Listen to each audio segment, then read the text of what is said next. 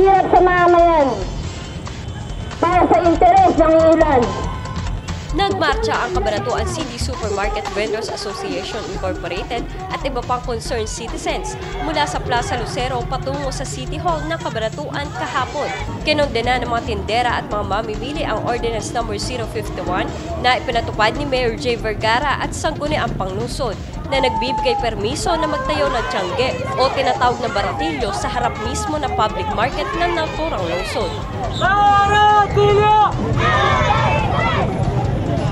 Ninanais ng mga tindera na ilipat ang baratilyo sa ibang lugar na malayo sa kanilang pwesto. Nais natin po ipahayag ang ating matinding pagputol sa resolusyon bilang 051-2014 na nagbibigay karapatan sa pagtatayo ng tiyangge o baratilyo. Mga kasama, kung hindi tayo kikilos, sino pa? Kung hindi ngayon, kailan pa?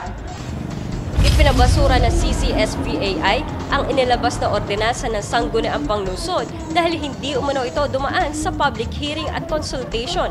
Ito ay sa paglabag sa Republic Act 3019 o Anti-Graft and Corrupt Practices Act.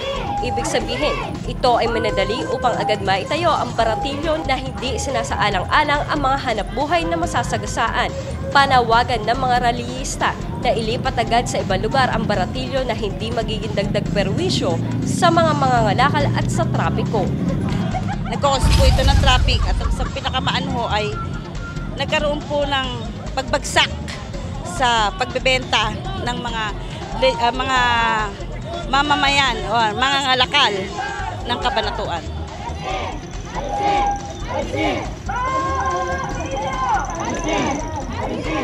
Mahigit kumulang 700 katao ang nagmarcha patungo sa City Hall upang makipagdialogo kay Mayor J. Vergara, ngunit hindi humarap si Mayor Vergara, sa halip ang Chief of Police ng PNP Cabanatuan.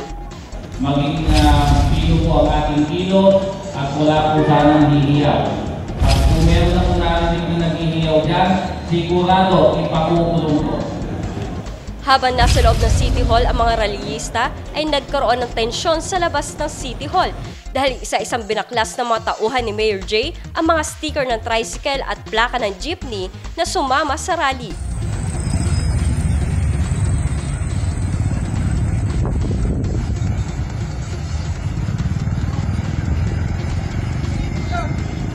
Ang baratilyo ay isang lehitimong issue sa lungsod ng Cabanatuan, ngunit imbes na sagutin ang naturang issue ng punong lungsod, ay TV48 ang kanyang binalingan. Ang gugulo kayo, hindi ka pakero. Alam ko nasa meeting ng kababaihan. Ito nga ba ang pamaskong pahirap ni Mayor J? Hindi na napigilan na magsalita ng mga tindera sa patuloy na epekto nito sa kanilang negosyo. Dapat po itong October ng katapusan, magbebenta na kami dahil sa marami na pong umaani. Pero po dahil po nung nailagay ang baratilyo, halos hindi na po kami nagbebenta. Pati nga po yung mga hulugan namin, hindi na namin nahuhulugan. Aba, siyempre, at mo, no tao. Paano ang buhay namin? Magbabayad kami araw-buwan, magbabayad pa kami ng ticket, magbabayad pa kami.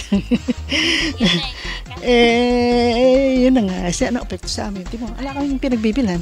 Napakalaki kasi matumal na kami ngayon. Sobrang tumal, wala ating bumibili sa amin. Tignan mo, oh. Wala pong namili sa darating na Enero, magbabayad na naman kami ng lisensya. Saan namin kukunin yun? Ito ang kauna-unahang kilos protesta muling bumalaga sa Cabanatuan mula 2004. Ipinangako rin ng CCSVAI na hindi ito ang magiging huli hanggat hindi tinutugunan ng mayor ang kanilang panawagan. Para sa Balitang Unang Sigaw, ako po si Danira Gabriel.